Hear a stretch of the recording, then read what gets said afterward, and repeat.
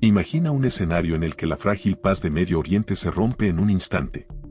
En el centro de esta crisis, un audaz ataque iraní contra Israel, como respuesta directa al asalto de abril contra los intereses consulares de Teherán en Damasco. Este movimiento de represalia no se trata solo de dinámicas regionales, sino de mostrar fuerza cuando se siente acorralado.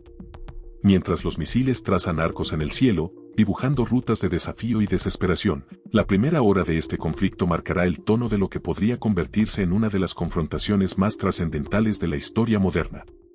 Antes de continuar, no te olvides de suscribirte al canal.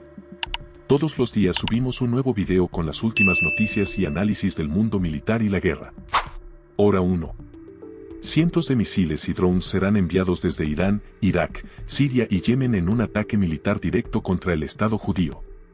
Pero de las docenas de misiles de crucero lanzados por Irán y sus aliados, la mayoría serán interceptados por cazas israelíes o derribados por uno de los avanzados sistemas de defensa aérea de Israel.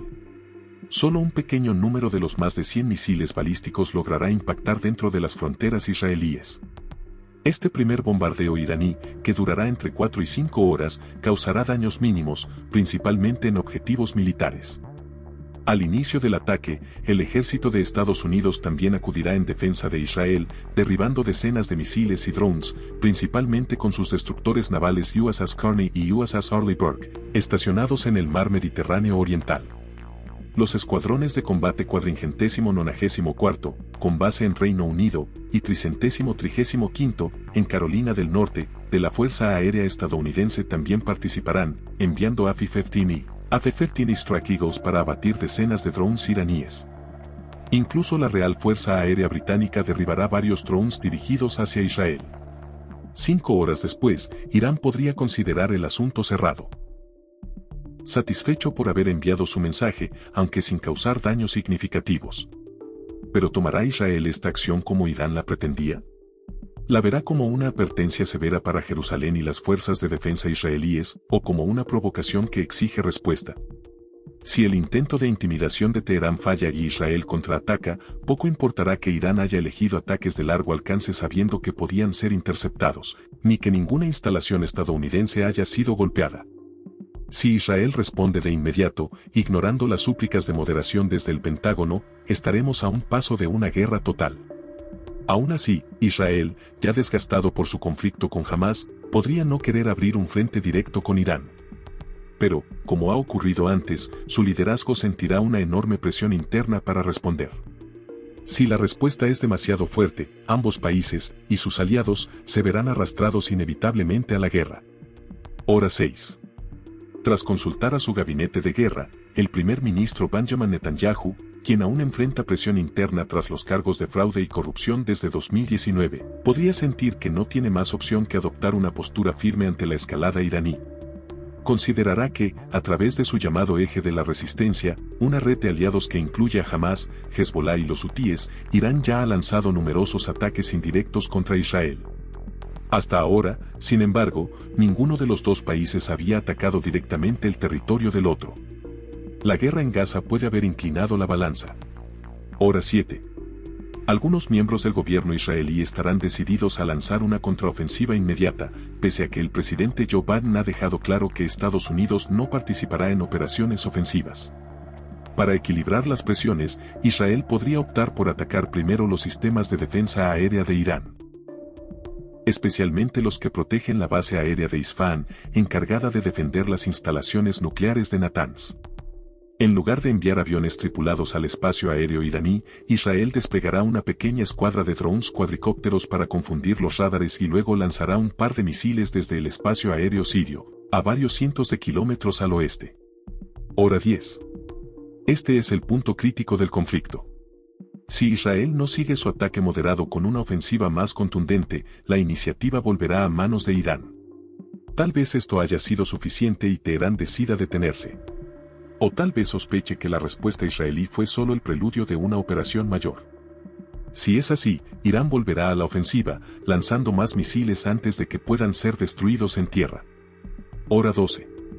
Irán y sus aliados lanzan otra oleada de drones y cientos de misiles balísticos y de crucero, incluso mayor que la anterior, ya una de las más grandes de la historia militar. Una vez terminado el asalto aéreo, es probable que Irán ordene a Hezbolá atacar por tierra desde Siria o el Líbano.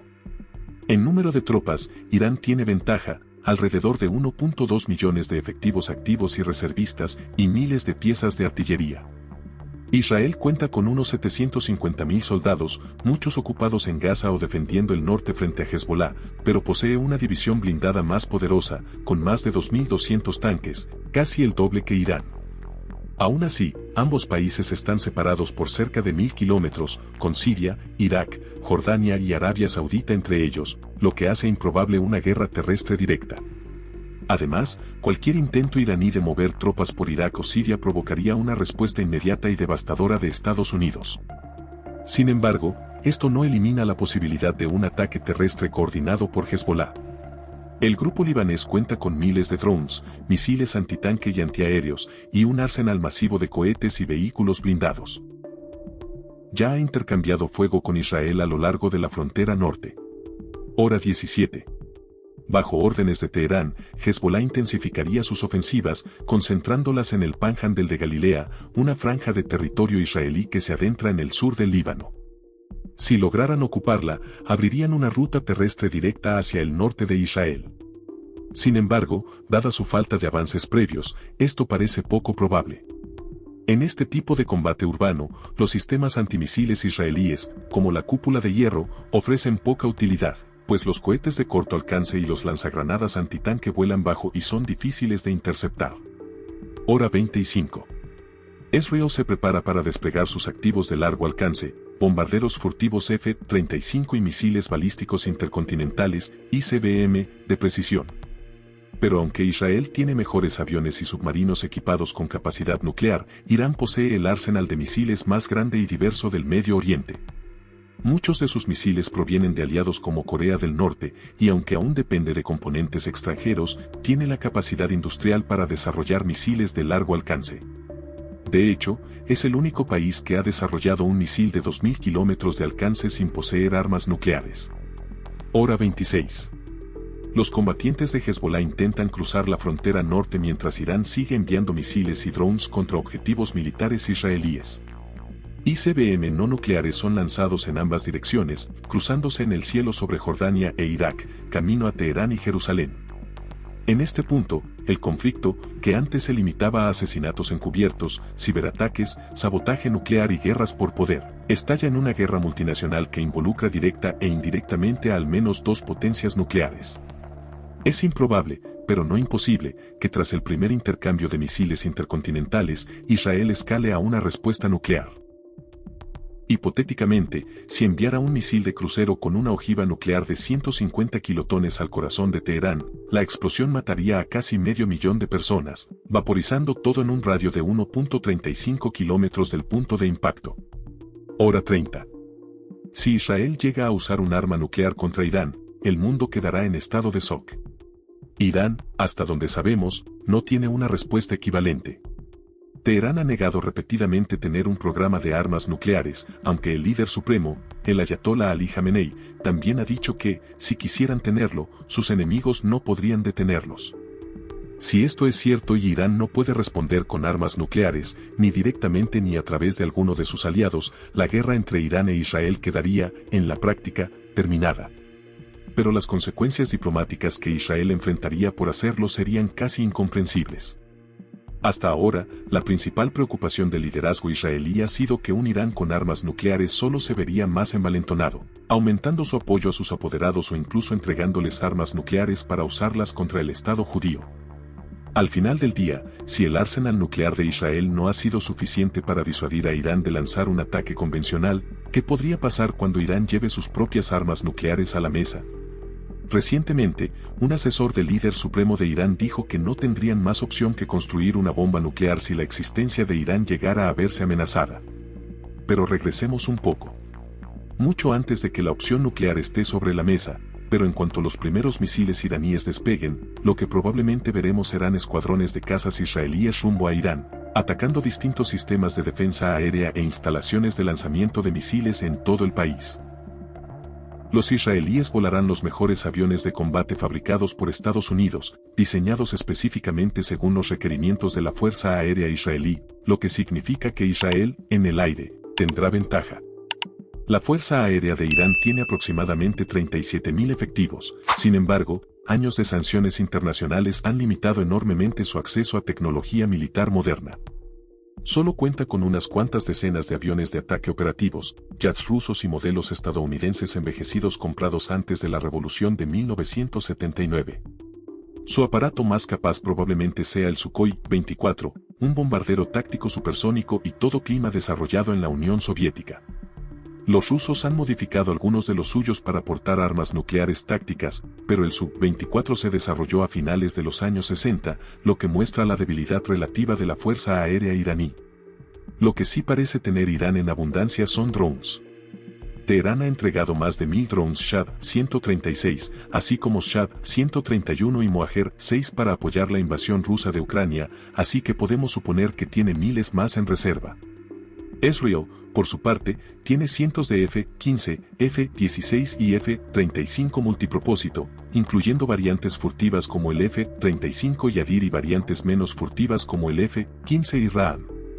Es cierto que la Fuerza Aérea Israelí no tiene bombarderos de largo alcance, quizá no los necesite en esta guerra, pero sí cuenta con una pequeña flota de Boeing 707 reconvertidos en aviones cisterna, lo que permite que sus cazas lleguen hasta Irán y realicen varias oleadas de ataques de precisión.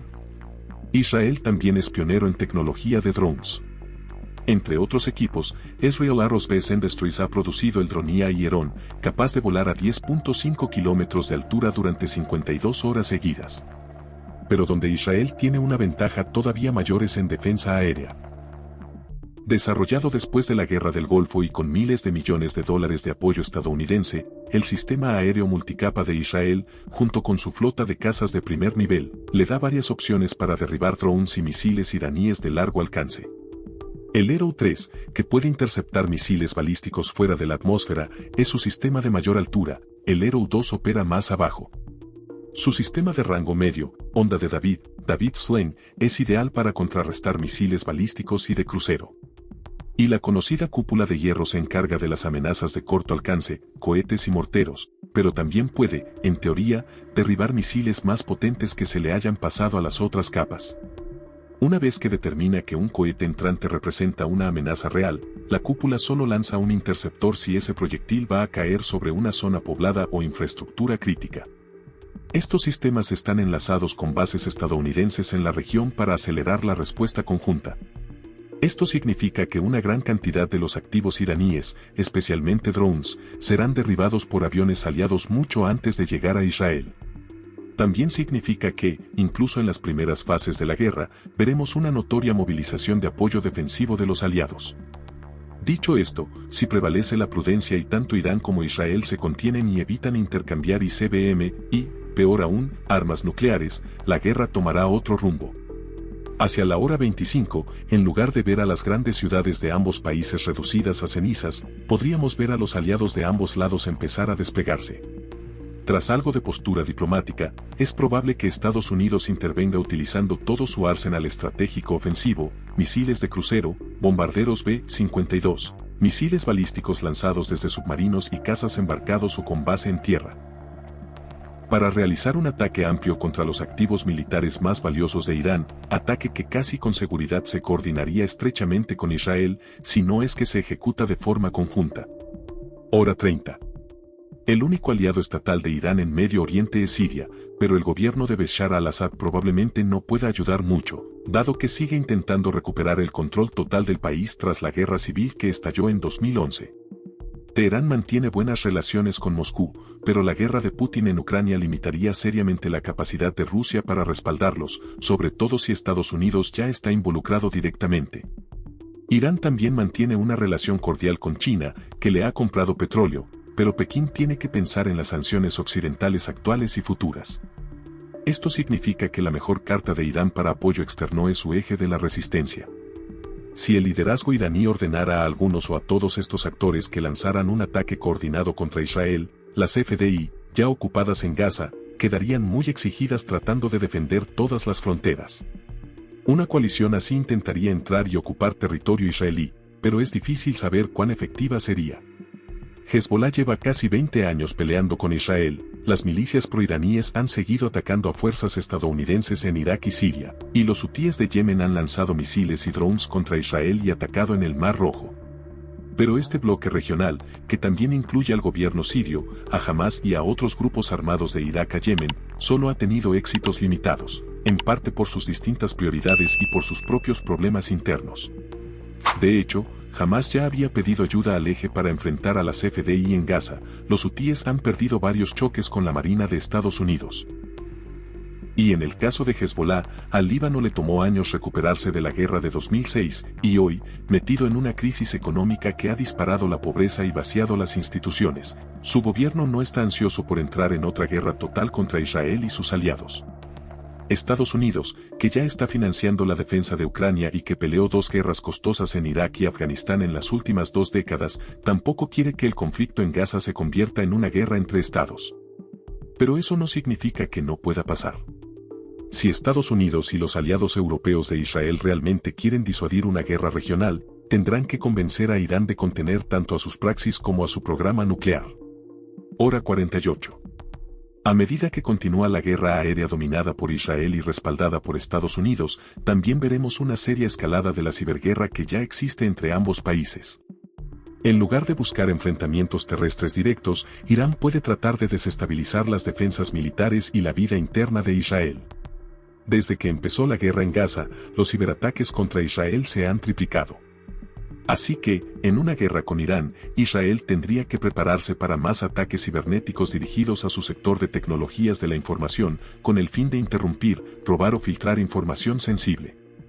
Otra forma en que Irán podría intentar evitar que los aliados de Israel entren de lleno, o evitar una guerra regional total, sería usando tácticas de guerra asimétrica, asesinatos selectivos o ataques contra embajadas y consulados israelíes en Occidente. Acciones indirectas que le permiten a Teherán reclamar pequeñas victorias de represalia sin desatar un conflicto fuera de su control.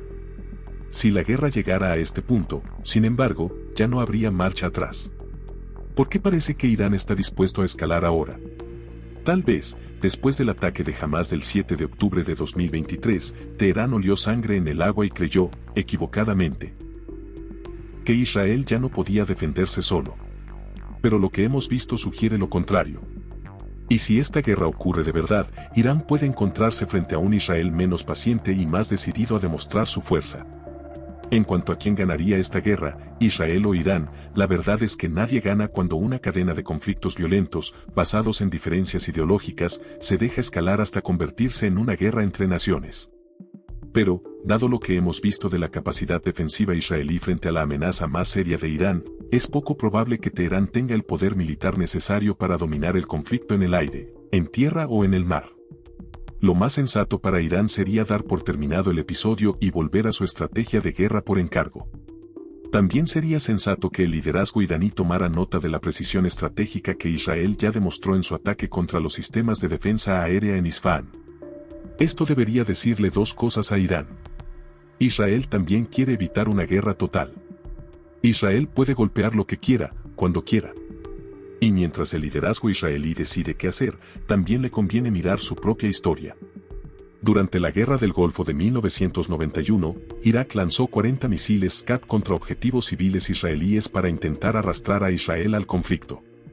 Si el entonces primer ministro Yitzhak Samir hubiera picado el anzuelo, habría roto la coalición de 42 países que George H.W. Bush había armado contra Saddam Hussein.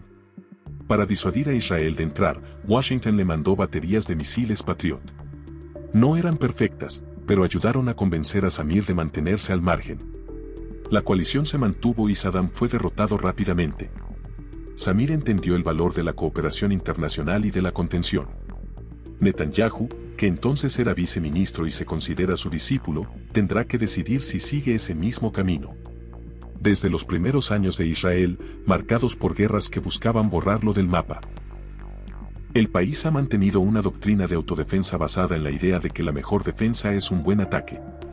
Formalmente conocida como la doctrina Begin, fue llamada así por el primer ministro Menachem Begin, quien en 1981 ordenó bombardear el reactor nuclear de Osirak en Irak antes de que se terminara, porque Israel creía que podría producir plutonio para ojivas. Sin embargo, el gobierno de Netanyahu parece estar tomando un enfoque más suave con Irán, que, desafiando la presión de Occidente, ha seguido adelante con su programa nuclear, diciendo, pero sin probar, que no pretende militarizarlo. Desde que Irán lanzó su ataque en abril, ha habido una intensa especulación sobre si Israel volverá a su estrategia de defensa nuclear preventiva o si simplemente apostará a que Teherán no se atreverá a cruzar esa línea. Con su ataque a los sistemas de defensa aérea que protegían al menos una instalación de enriquecimiento de uranio en Natanz, Israel mostró que podía haber golpeado varias instalaciones nucleares importantes, si hubiera querido. Pero quizá no. Israel sabe desde hace años que atacar las numerosas y reforzadas instalaciones nucleares de Irán sería mucho más difícil que la operación de 1981 en Irak.